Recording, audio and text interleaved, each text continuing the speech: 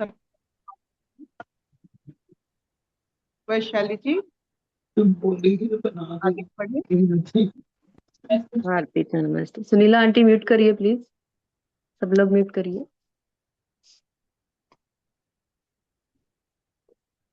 हम लोग अष्टावक्र गीता पढ़ रहे हैं।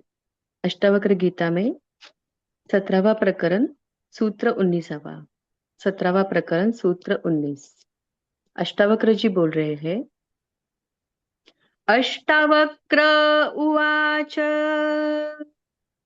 निर्ममो निरहंकारो न किंचित् इति निश्चितः अन्तर्गलिता सर्वाशः कुर्वन्नपि न लिप्यते निर्ममो निरहङ्कारो न किञ्चित् इति निश्चितः अन्तर्गलिता सर्वाशः कुर्वन्नपि न लिप्यते। भीतर से गलित हो गई है सब आशाएं जिसकी, और जो निश्चय पूर्वक जानता है कि कुछ भी नहीं है, ऐसा ममता रहित अहंकार शून्य पुरुष कर्म करता हुआ भी उनमें लिप्त नहीं होता।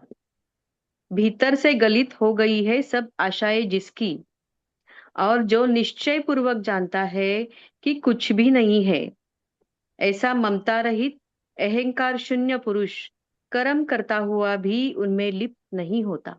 हरिओम।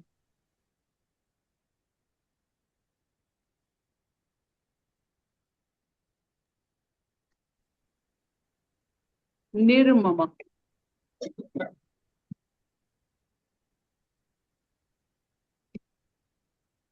निर्मम एक ऐसा शब्द है, मतलब मम मतलब खुद, आई। मम आई, निर्मम no I.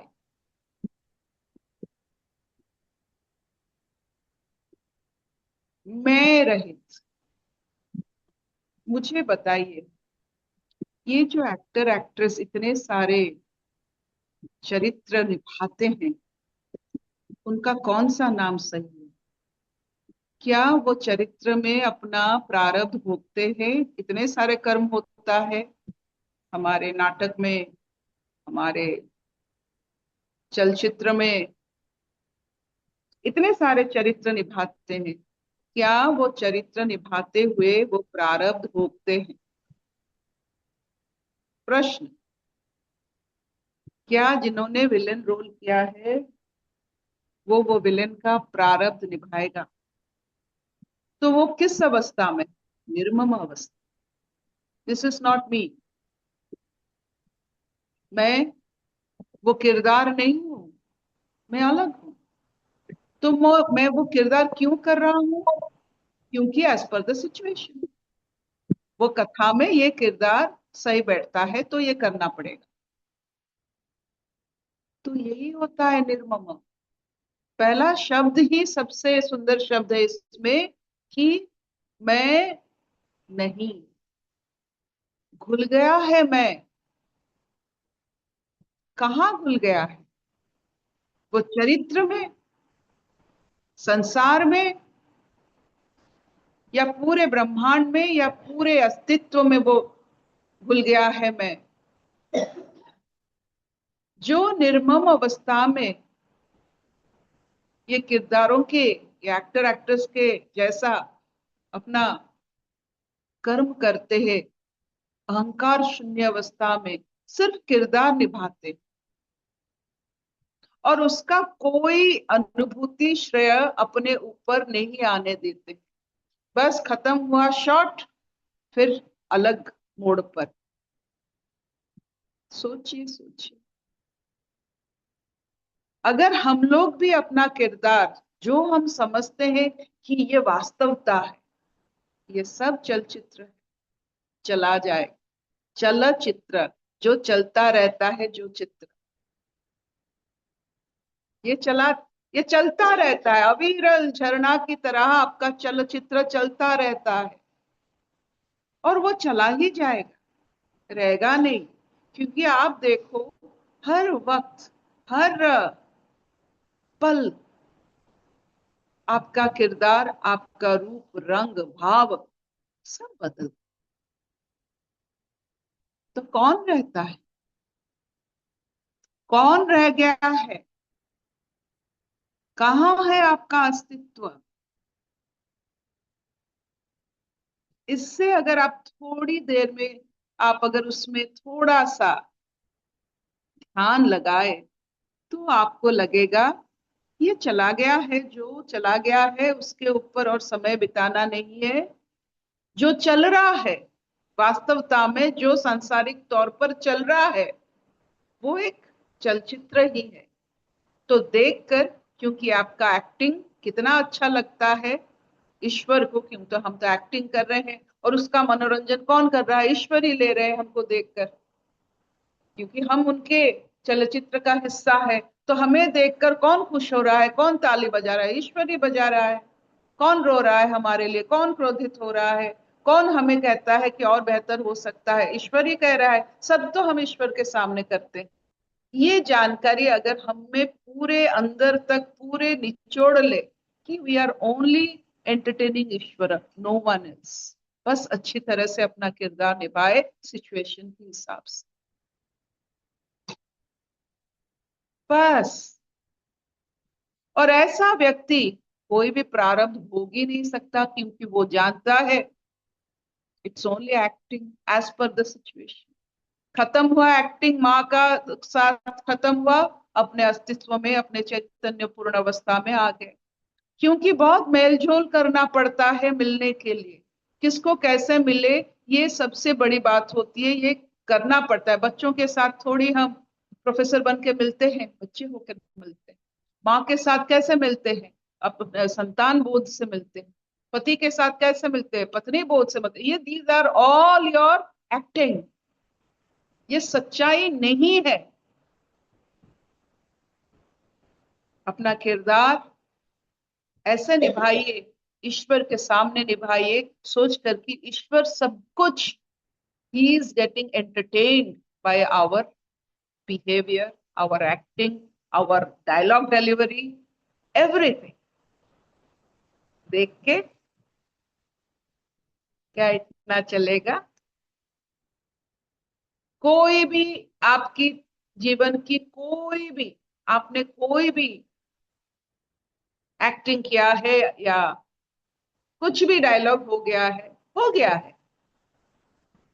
Don't take the onus, उसका मतलब रिस्पॉन्सिबिलिटी मत लो, हो गया है, छोड़ दो। एक्टिंग हो गया है, हो गया है, छोड़ दो। बस अभी देखिए, इम्प्रूव इम्प्रूव इम्प्रूव, ताकि ईश्वर भी ताली बजाए। इतनी सुंदर एक्टिंग हो, इतनी सुंदर सिचुएशनल मैनेजमेंट हो, इतना सुंदर रूपरेखा हो, और मतलब ऐसा सुंदर किरदार हम निभाएंगे कि ईश्वर भी ऐसे किरदार और नहीं बनाएंगे।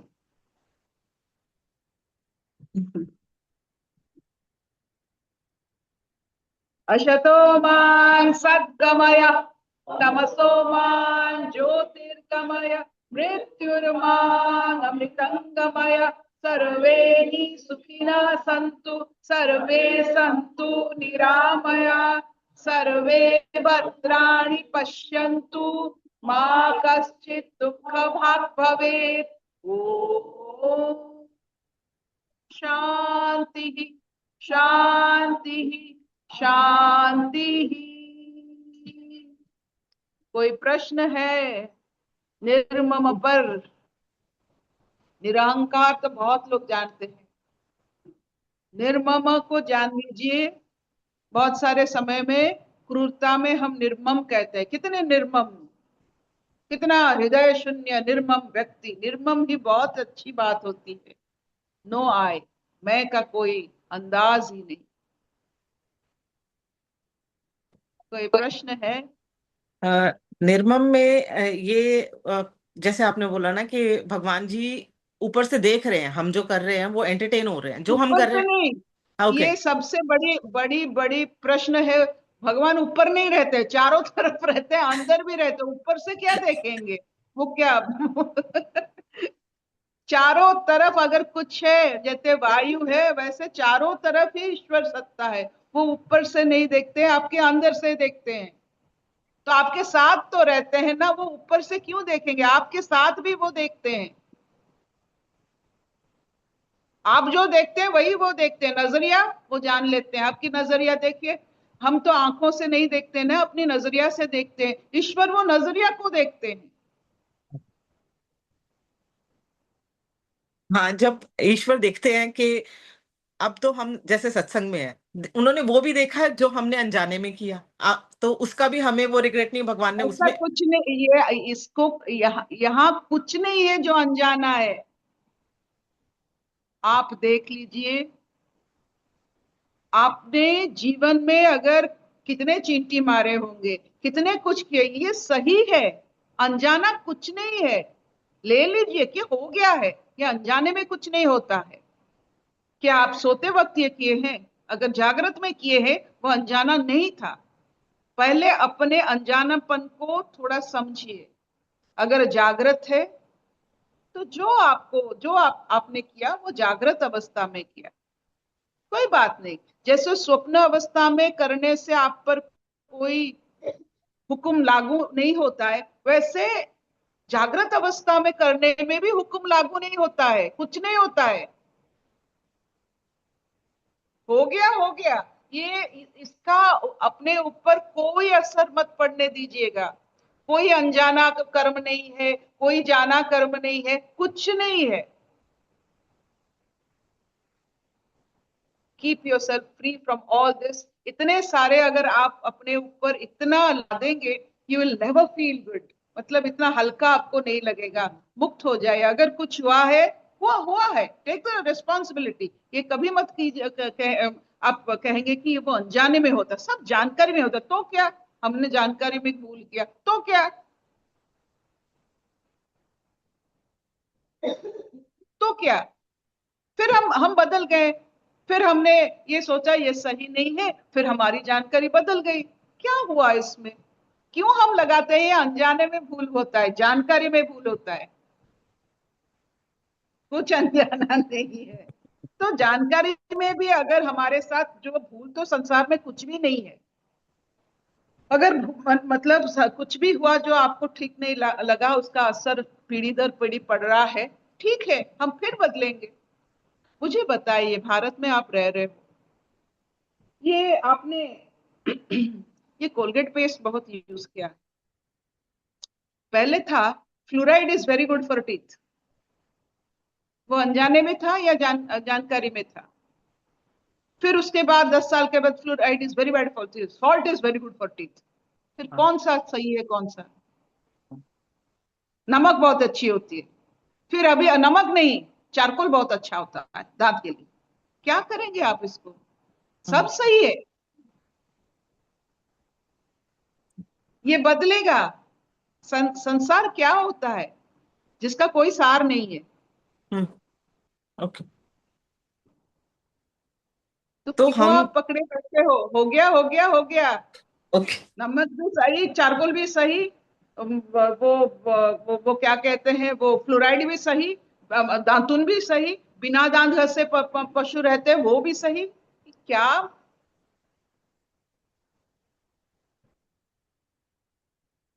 Enjoy enjoy. इतना भारी मत कीजिए, इतना भार मत लीजिए। हमारे वासुकी ले रहे हैं, उनका सप्त जो सर होता है वो वासुकी ले रहे हैं, आप क्यों ले रहे हो? सब छोड़ दो, ईश्वर देव। हाँ, सब किया किया आपने देखा। ऐसा कुछ नहीं जो आपका माँ नहीं जानता है, खुद नहीं जानते हो, ईश्वर नहीं जानता है। ये तो आपके साथ होता ही रहता है कि दे नो एवरीथिंग। बच्चे कितने सारे नटखट काम करते हैं, माँ को सब पता है, हंसती रहती है। वैसे हम नटखट करेंगे, हमारे ईश्वर हंसते रहेंगे, क्या होगा? माँ अगर हम पर कल्पिता। क्रोध नहीं कर सकते, ईश्वर कैसे कर सकते हैं? हम्म। इसीलिए तुम्हें व माता च पिता, आपको माता जैसे देखते हैं।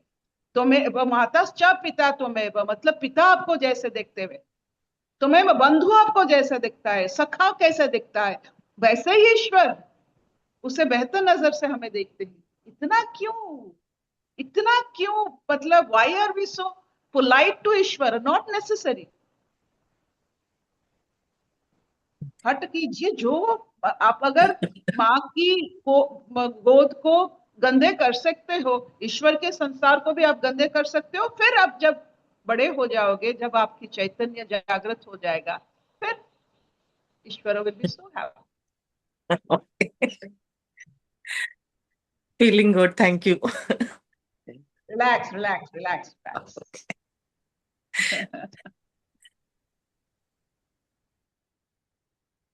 अर्पिता जी।